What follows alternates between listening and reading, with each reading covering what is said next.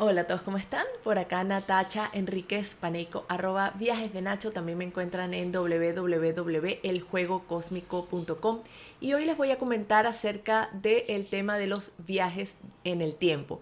En uno de los últimos videos les dije que dedicaría tiempo a comentarles acerca de lo que es la multidimensionalidad, los viajes en el tiempo al pasado y al futuro y las diferentes versiones de la Tierra. Todo esto con la intención de que tu mente se amplíe al escuchar estas historias. Esto va a ir desintegrando toda una cantidad de programas limitantes que aún tengas en relación a tu identificación con un solo cuerpo, una sola personalidad, circunstancias, una sola vida.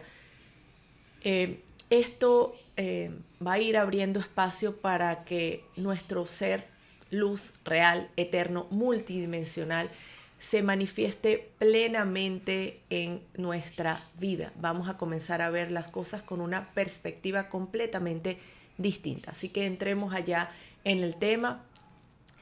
En el curso doy muchísimo detalle acerca de la guerra del tiempo en la cual entramos desde los años 1960 aproximadamente. Esta guerra del tiempo ha tenido toda una cantidad de implicaciones en lo que serían las líneas naturales de la Tierra. Hay muchísimas personas que han estado involucrados en todos estos programas que se han mantenido hasta ahora secretos y que están comenzando a salir a la luz.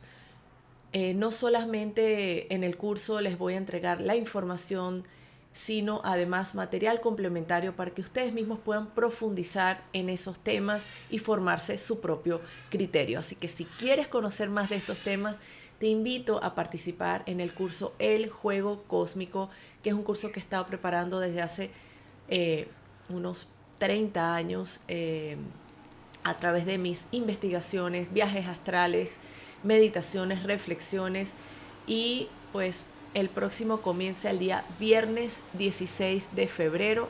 Escríbeme a natachaenriquez@gmail.com o te suscribes en la página web www.eljuegocosmico.com y allí te voy a responder con todos los detalles. Así que bueno, muchos hemos escuchado el término espacio-tiempo y es que dicen que nunca se puede hablar de tiempo sin justamente hablar de espacio.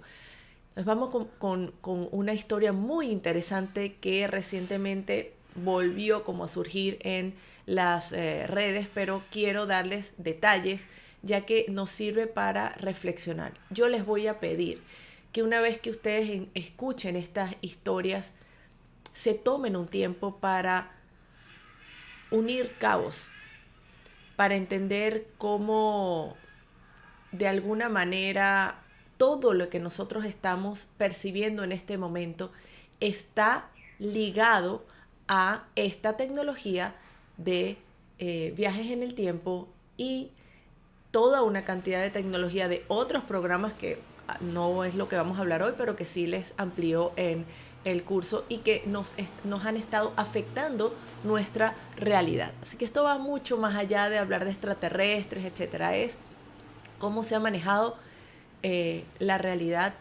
colectiva del planeta Tierra, de esta humanidad. Entonces, bueno, esta es una historia de un abogado muy respetado y conocido de Seattle, en Estados Unidos, que en el 2004 comenzó a hablar con los principales medios de comunicación de su área. La primera vez que yo lo escuché fue hace varios años. Él narraba que cuando era un niño, hacia 1968, lo habían reclutado en un programa gubernamental súper secreto que involucraba viajes en el tiempo. Esto a mí me impresionó, lo escuché en un YouTube, en una entrevista de radio, y yo le he seguido la pista, ya que es uno de los principales protagonistas del llamado programa de investigación de la Guerra Fría del gobierno de Estados Unidos denominado Proyecto Pegasus. Este señor se llama Andrew Basiago y él afirma que lo enviaron al pasado y al futuro en varios saltos en el tiempo. Esto incluyó 6 viajes a los días de el presidente de Estados Unidos, Abraham Lincoln. dice que estuvo presente allí en el Teatro Ford la noche en que el presidente Lincoln fue asesinado. Él era un niño de solo 6 años cuando comenzó su vinculación en el proyecto Pegasus entre 1967 y 1968. Y esto porque su padre, que se llamaba Raymond Basiago, era un ingeniero eléctrico aeroespacial que trabajaba vinculado a lo que sería la CIA y justamente como ingeniero eléctrico y aeroespacial, pues bueno, prácticamente, bueno, Basiago dice que, que a su padre le habían prácticamente ordenado que su hijo formara parte del proyecto porque los científicos querían probar los efectos que los viajes en el tiempo tendrían tanto en niños como en adultos. Y como los niños son de alguna forma, están menos afectados por toda una cantidad de programas de la sociedad, están como más limpios para que la información que ellos brindaran a través de estos viajes estuviese lo menos contaminada posible. Andrew Basiago no fue el único. Él dice que fue uno de los cerca de 140 niños en este proyecto Pegasus que junto con unos 60 adultos formó parte de eso que apodaron los crononautas. Andrew Basiago ha dicho a los periodistas que cuando era un niño su padre lo había colocado en una especie de programa de aprendizaje avanzado en el colegio. Él pensaba, a esa edad tan pequeño, que eso era lo normal, que todos los niños iban a la escuela de esa manera. Pero las lecciones de Andrew eran de un tipo totalmente diferente. Él estaba en una forma especial de aprendizaje rápido que era facilitado por unos sistemas especiales de carga de datos que fueron diseñados para permitir una rápida absorción de unas cantidades enormes de información. También se le pidió a Andrew que firmara un juramento de lealtad chiquitico, o sea, un niño firmando un juramento de lealtad a esta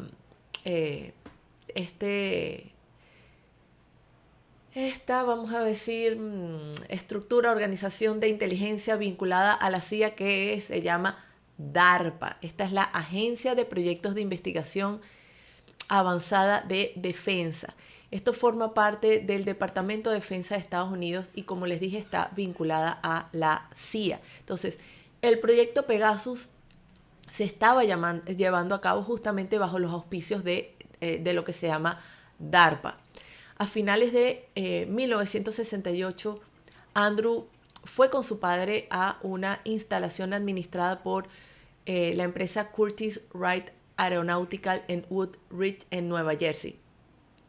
Y esto estaba cerca justamente de donde ellos vivían y allí conoció toda una variedad de tecnologías sorprendentes, exóticas, que evidentemente no estaban a disposición, digamos, de la sociedad y que estaban siendo desarrolladas por toda una cantidad de científicos de vanguardia de este Departamento de Defensa. La tecnología principal que describe Andrew es un dispositivo de viaje en el tiempo que está basado en diseños de justamente ese genio de la electrónica Nikola Tesla. Esta máquina justamente se llamaba el Tesla Teleporter. Andrew la describe como una máquina que consistía en 2 brazos elípticos grises de unos 2,5 metros de altura, separados por unos 3 metros, entre los cuales se transmitía como una cortina brillante de lo que Tesla llamaba energía radiante, que es una forma de energía que descubrió Tesla y que está latente y omnipresente en el universo. Y tiene entre sus propiedades la capacidad justamente de doblar el tiempo-espacio. Pero también había otras tecnologías de viaje en el tiempo. Una de ellas se llama el cronovisor. Este cronovisor es un mecanismo de viaje en el tiempo que podía enviar una proyección similar a un holograma de una persona a otro tiempo. Esto es diferente que trasladar a la persona físicamente a otro tiempo.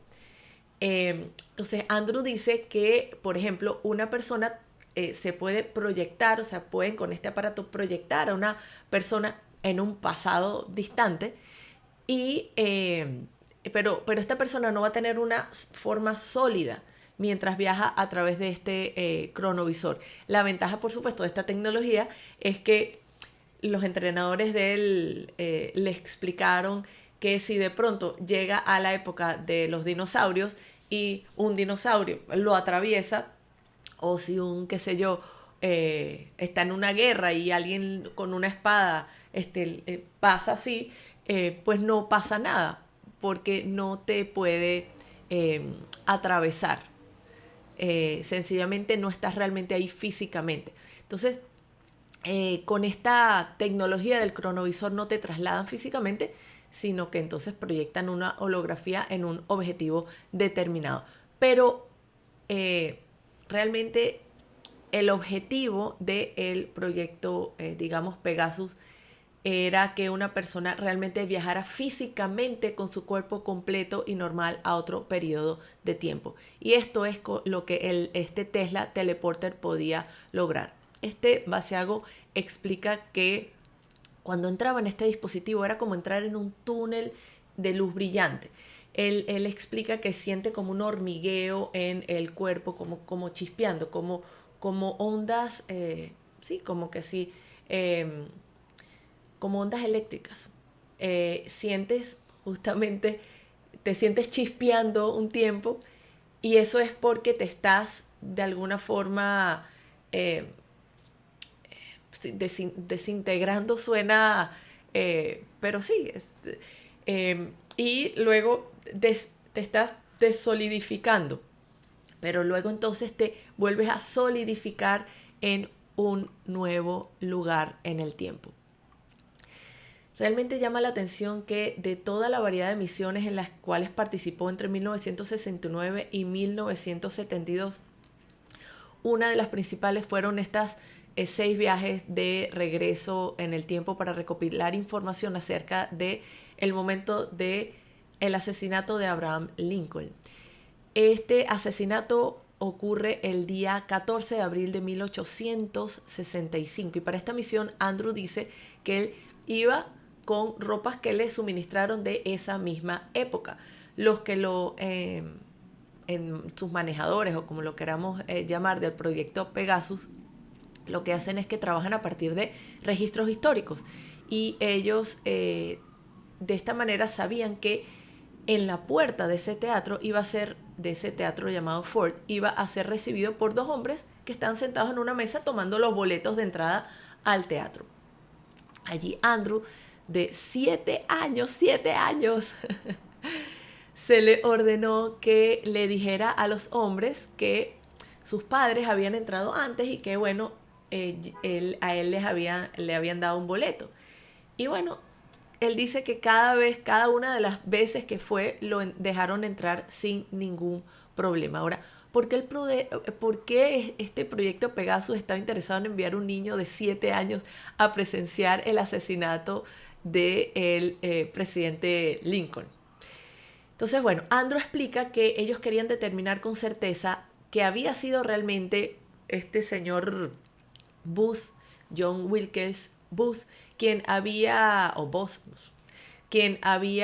realmente apretado el gatillo y no otra persona. Él dice que le explicaron que habían relatos históricos del asesinato de Lincoln que los llevaban a pensar que esa no había sido la verdadera historia, y que quizás había sido un trabajo interno, de alguna forma un golpe de estado al gobierno, y esto sugería que el gobierno estadounidense había sido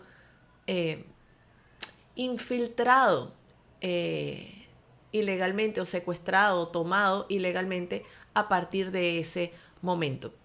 Inclusive llegaron a sospechar que hasta la esposa de Lincoln había estado involucrada.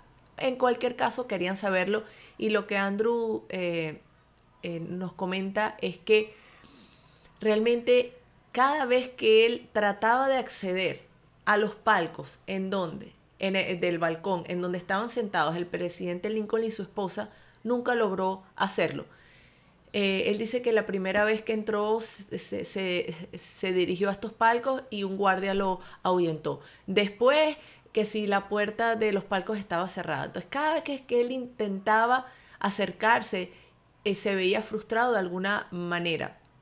Pero esas maneras eran ligeramente diferentes. De hecho, justamente Andrew se dio cuenta de que a pesar de que lo enviaban de regreso al mismo punto en el tiempo, en múltiples veces, siempre algo cambiaba, algo cambiaba ligeramente. Era un cambio no significativo, es decir, siempre terminaba ocurriendo el asesinato, pero había personas, alteraciones en los detalles. A veces había un guardia en la puerta, a veces no, a veces Lincoln y su esposa paseaban por el vestíbulo, otras veces ya no estaban allí. Es decir, todas estas alteraciones terminaron por explicar lo que finalmente hoy en día los científicos, los físicos cuánticos llaman el escenario del universo múltiple. Es decir, que realmente vivimos en un multiverso y que lo que ocurría es que Andrew iba a diferentes líneas del tiempo pasadas. Entonces, este no es el único universo en el que vivimos, sino uno entre un número infinito de universos alternativos y paralelos que componen la realidad. Y de este tema converso justamente con Tris Lesage en uno de los videos de YouTube para que entiendan. Ella es una mujer que en efecto ha entrado físicamente en cientos de universos paralelos desde hace ya muchos años, porque pues parte de su misión era experimentar todo esto y escribirlo y transmitirlo a las personas. Ella no lo hace a través de una máquina del tiempo, sino de una forma realmente bastante natural, y eso es una de las, digamos, informaciones que a mí me gustaría que ustedes fueran integrando. Entonces, bueno, realmente si una persona de alguna manera se desliza, por ejemplo, a un universo al lado, pues las diferencias entre los dos universos van a ser casi imperceptibles. Eso lo explica justamente Tris Lesage. Pero a medida en que un viajero del tiempo se aleja cada vez más como de su universo de origen, las alteraciones empiezan a ser más y más pronunciadas. De hecho, justamente Tris Lesage se mueve entre universos bastante similares y no radicalmente diferentes. Y esto porque ella, por protección hacia su energía y hacia su parte física y psíquica, tengo información que comparto en el curso acerca de versiones de la Tierra en las que, por ejemplo, la Segunda Guerra Mundial terminó completamente distinto a cómo para nosotros en esta línea de tiempo terminó. Así que eso genera toda una cantidad de cambios muy, muy radicales en los países involucrados, en los diferentes bloques. Las bombas atómicas no cayeron donde cayeron en nuestra línea de tiempo, sino en otro lugar, y toda una cantidad de detalles que sí hacen ese universo, por ejemplo, muy diferente a este, pero nosotros estamos tanto en este como en ese.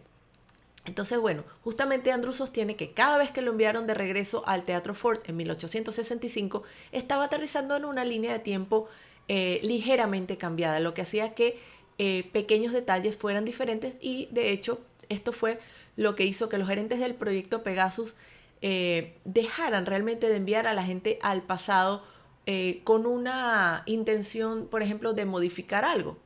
Puedes averiguar cosas del pasado como realmente ocurrieron, pero no podías cambiar realmente el pasado. Esto es muy interesante de entender. Entonces, bueno, Andrew también dice que fue enviado al futuro, al año 2045, pero eso ya fue más tarde en su vida, ya en la época de 1980, ya era, vamos a decir, un adulto. Y él dice que fue enviado a una instalación que contenía una importante cantidad de archivos de eventos históricos que se remontaban justamente a la época de 1970. Y sus superiores le dijeron que lo que querían era reunir toda la información posible sobre lo que sucedería en los próximos 50 a 75 años. ¿Para qué? Usted dice, para muchas cosas. O sea, imagínense un gobierno que puede llevar a cabo un plan de contingencia, prepararse con toda una cantidad de estrategias para lo que probablemente esté por venir, los diferentes futuros posibles. Porque claro, bueno, sigamos, porque es que a veces me desvío, pero no. Entonces, bueno, Andrew no está seguro de en dónde estaba ubicada la instalación a la cual lo enviaron, es decir, no sabe ni siquiera la ciudad, pero sí siente que estaba en un lugar en el sureste de Estados Unidos, ¿ok? Por el clima, etcétera. Ahora, el mundo que este hombre describe en el 2045, que es a la vuelta de la esquina, es espectacular. Él dice que él estaba aunque la ubicación era en una ciudad, estaba integrada al entorno natural. Él dice que todo se veía como que la gente estaba como bien, como alegre. Él sentía inclusive que eran como más inteligentes que el promedio de la gente de esa época en la cual lo enviaron. Así que pareciera que entonces, en general, cuando se accede a un futuro muy cercano al nuestro, hay un cambio radical en lo que se percibe en las diferentes líneas de tiempo, no solo en una, sino aparentemente en la mayoría por lo menos, porque hay, digamos, otras informaciones que tengo de otros que han viajado al futuro y pues bueno, eso es lo que se percibe. Ahora, ¿cómo vamos a terminar en esa situación? Eso es algo que muchos nos preguntamos y justamente se dice que estamos en ese momento en el cual va a ocurrir el salto cuántico. ¿Cuándo va a ocurrir? Pronto, se dice que muy, muy pronto. Así que la idea de toda esta información, del curso que yo entrego y de muchas otras personas que se están dedicando a entregar estos conocimientos, es que ustedes crezcan herramientas para lidiar con esto que viene, estén de alguna forma preparados, no solo energéticamente, sino psíquicamente para manejar esa situación y además apoyar a sus seres queridos. Bueno, además de estos viajes en el tiempo, Andrew Basiago también afirma haber participado en lo que sería el programa A Marte cuando tenía solamente 19 años. Ahora, esto ya no eran excursiones de viaje en el tiempo, sino que Andrew dice que este mismo tipo de tecnología de teletransportación puede usarse también para aprovechar el viaje en el tiempo, o sea, pero para viajar a las personas, enviar a las personas de un punto a un punto B en una misma línea de tiempo. O sea, no cambias realmente de línea de tiempo. Entonces, esto es una forma, podríamos llamarle teletransportación cuántica. Y pues bueno, lo que sí sabemos, y eso también lo explica Andrew, es que luego de todas estas misiones que él tuvo de niño y de adolescente, ¿ok?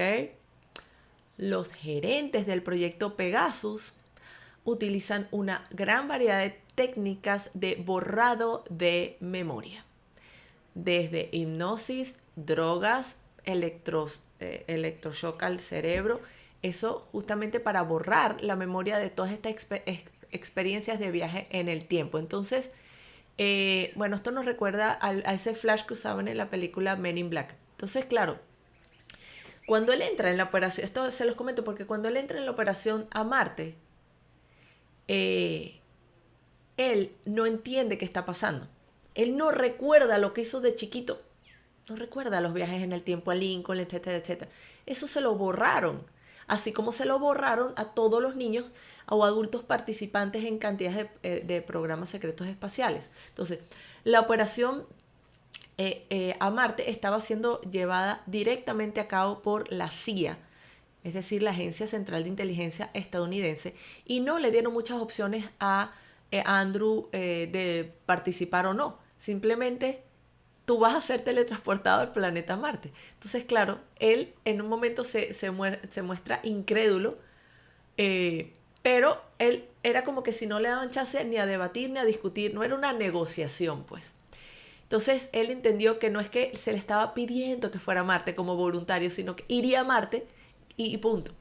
Entonces, claro, él dice también que lo primero que piensa es que lo van a enviar en una especie de nave espacial convencional, etcétera, y que iba a estar meses o semanas como tipo astronauta. Porque claro, como les acabo de mencionar, él a los 19 años le habían borrado la memoria. Él no tiene recuerdo de sus experiencias anteriores. Después vamos a ver cómo poco a poco esas memorias empiezan a llegar. Pero bueno, eso es una historia posterior. Entonces, ¿qué pasa? Esta gente de la CIA lo que le dijeron fue, no, tranquilo, nada de cohetico, no te tienes que poner el traje de astronauta. Eso es para el show de la NASA. Nosotros no necesitamos nada de eso. Tú lo único que tienes que hacer es entrar en esta habitación en donde hay un ascensor y cuando las puertas se cierren, tú vas a sentir unos efectos extraños, etcétera, y cuando las puertas se abran, tú vas a estar en Marte. Eso es cuestión de minutos. Entonces, bueno, aunque Andrew dijo esto es medio de loco, pero bueno, dijo, bueno, sí, solamente tengo que entrar en una habitación. Entonces, bueno, en efecto, él hoy en día recuerda que ese primer viaje a Marte, lo único que tomó fue 1 hora de preparación informativa y nada, no le dieron nada que se pusiera algo especial ni nada por el estilo. Simplemente entró en la habitación, las puertas se cerraron, empezó a sentir unos efectos, pues, no muy diferentes del desplazamiento normal de un ascensor que se mueva muy rápidamente, y como unos 10 minutos después las puertas se abren y se encuentra en un gran búnker subterráneo de hormigón, una instalación debajo de la superficie de Marte. Ahí él nota que hay como unas aperturas redondas cerca del techo de ese búnker y él pues se mete por allí y atraviesa uno de esos agujeros, se encuentra en el Marte y pues como les dije, él no está equipado con toda una cantidad de cosas. Él simplemente le dieron un casquito, sí le dieron un casquito como una burbujita como para tener un poco de suministro de oxígeno, pero era unos blue jeans y una camisita, pues. El clima, él dice que era cálido, como con viento. Ve a otras dos personas que están allí, y estos individuos tampoco tienen ni trajes especiales, ni cascos, ni nada. Él se acerca a ellos, les pregunta si realmente necesita ese casco con burbujas y le dijeron que no era necesario. Entonces él se quita el casco y empieza a respirar y dice que el aire se sentía como caliente pero como contaminado. Era como difícil de respirar, pero se podía respirar. En medio habla con estos señores, pero él dice que estos señores no eran marcianos, eran seres humanos normales que ya habían sido trasladados allí anteriormente mediante esta tecnología. Y después de esto, él lo único que desea es regresar. Él está un poco como desorientado de qué es lo que está pasando y él se va al dispositivo e inmediatamente vuelve. O sea, él baja otra vez a través de uno de los agujeros de los que había salido y se queda ahí esperando. Él dice que espera un rato hasta que de repente fue teletransportado nuevamente de regreso a la Tierra. Entonces, este es solamente uno de muchos viajes que Andrew Basiago hace al llamado planeta rojo. Entonces, él dice que el gobierno de Estados Unidos ha estado involucrado en este proyecto Marte durante muchos años, antes de que él hiciera su primera visita allí a principios de la década de 1980. Él dice que puede haber hasta alrededor de 600.000 seres humanos marcianos, pues porque están allá, terrestres marcianos, viviendo y trabajando en Marte, todo dentro de una operación absolutamente de alto secreto y por supuesto oculta para el público estadounidense y el público mundial. Entonces, bueno, si desea más información, hay muchas horas de conversaciones grabadas de este señor en internet, etcétera. Digamos que no es que es tan facilito así de encontrar, pero bueno, sí se consiguen.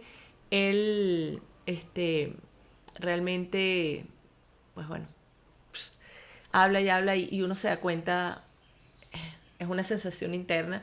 Evidentemente yo tengo ya muchas informaciones que complementan todo esto y sé que él está diciendo algo que perfectamente es verdad. Pero bueno, he dejado para el final una de sus afirmaciones que me ha dejado reflexionando y espero que ustedes también. El proyecto Pegasus se utilizó para muchas estrategias y ahora solo te pido que pienses qué harías tú con esta tecnología, que además no solo desarrollaron en Estados Unidos, sino en las grandes potencias mundiales. Entonces, uno de los objetivos de este proyecto fue identificar identificar a los futuros presidentes de Estados Unidos. Entonces, Basiago afirma que ellos sabían de Jimmy Carter, de Bill Clinton, también sabían de George Bush y su hijo. Y no solo es que sabían, es que se los contaron. Él cuenta justamente la anécdota de que él conoció a los Bush, al padre y al hijo, y el hijo tenía 20 años de edad y el tipo se reía, estaban como en una reunión, como en un almuerzo, y dijo, ¿vieron qué risa? Mi papá y yo vamos a ser presidente, ¿qué tal? Pero muerto de la risa porque, o sea, de 20 años él como que, o sea, no solo sabían, sino que se lo comunicaron a estos futuros presidentes cuando eran unos jóvenes que evidentemente no se podían ni imaginar que un día serían presidentes. Entonces, bueno, ahora la tapita del frasco de esta historia es que el hoy en día llamado Barack Obama, que en esa época tenía otro nombre, estuvo en el pequeño grupo de jóvenes que en 1980 participó en el proyecto A Marte. Así que desde los 19 años a Barack Obama lo informaron de que sería presidente de Estados Unidos. Justamente Basiago estuvo en esos momentos en donde bromeaban y además él era parte de ese grupito pequeño. Ellos hablaron muchísimo, Obama y él, acerca de esa situación. Inclusive le asomaron a Andrew Basiago que también había una posibilidad de que él también pudiera ser presidente. O en el 2016, 2024, eso. Él dice que a pesar de que se lo informaron, él dice que lo que le importa en este momento es que esta información salga a la luz. Que si él es o no presidente, eso no le interesa. Lo que le interesa es realmente que la verdad salga a la luz. Entonces, bueno, en el curso El Juego Cósmico les entrego información de otros niños que hoy en día son adultos y que participaron en estos programas secretos espaciales. El asunto es que luego de varias décadas de ocultamiento, un porcentaje de los millones porque ojo, no son miles, millones de participantes en estos programas secretos espaciales, que no solamente hay uno, son varios, estos programas secretos espaciales, a pesar de las drogas que le metieron para el borrado de memoria, a pesar de los métodos de bloqueo cerebral, les colocan, es como que si compartimentalizaran el cerebro y les colocan toda esta información en un huequito del cerebro. O sea, tienen formas de manipular justamente el cerebro y la mente. Pero ¿qué pasa? Que un porcentaje empieza a soñar con estas misiones. Empieza su cabeza a conectar, porque es como que si se empieza a filtrar un poquitico de la información al subconsciente y empiezan entonces a sentir que participaron allí y a darse cuenta que algo está pasando. Muchos buscan ayuda de especialistas y hoy en día algunos terminan sometidos a hipnosis y comienzan a recordar poco a poco. Entonces hay hoy en día unos cuantos que ya han salido valientemente a la luz a contar sus historias y por eso para mí ya es inminente la desclasificación completa, espero que completa, porque eso es lo que nos merecemos y lo que queremos exigir de todos estos programas que han estado desarrollándose a espaldas del pueblo americano y de toda la humanidad. Ahora necesito que reflexiones que esto está ocurriendo en Rusia, en Alemania, en Francia, en Brasil, en China, en Israel, en India, en Japón, en países árabes. Entonces, Sí, todos estos países de hoy en día tienen tecnología para ver el futuro. ¿Qué han estado haciendo con ella? China, Rusia, Japón, Alemania, India, o sea, Inglaterra, Francia. Bueno, por favor, yo les pido que no se queden con esta información como una anécdota, sino que se tomen el tiempo de pensar y decir, ah, y si las élites tienen esta tecnología, los multimillonarios saben los movimientos de la bolsa, qué va a pasar, las guerras, en qué país, en qué ocurre, el petróleo sube, baja, en dónde, todo, todo. Dense cuenta de que todas las noticias que nosotros podamos estar ahorita en este momento escuchando, es como, entonces tú dices, entonces, ¿por qué Bart Simpson? Ah, Bart Simpson. Ah, entonces empieza todo a cuadrarte. ¿Por qué la portada del The Economist? Porque los bichos tienen esta tecnología, estos malandros de aquí tienen esta tecnología. Entonces, por favor, reflexionemos. De todo esto vamos a conversar en el curso El Juego Cósmico con detalle, cómo esto nos ha estado afectando de diferentes formas y cómo las élites han estado jugando a Marty McFly y a Emmett Brown. Espero que hayan visto Back to the Future. Así que bueno, inscríbanse si les interesan estos temas. Lo hago con mucho cariño. Este curso, El Juego Cósmico, comienza el 16 de febrero. Lo hago unas 4 veces al año, pero aprovecha esta oportunidad porque año, este año es intenso. Así que gracias a todos y bueno, chao, chao.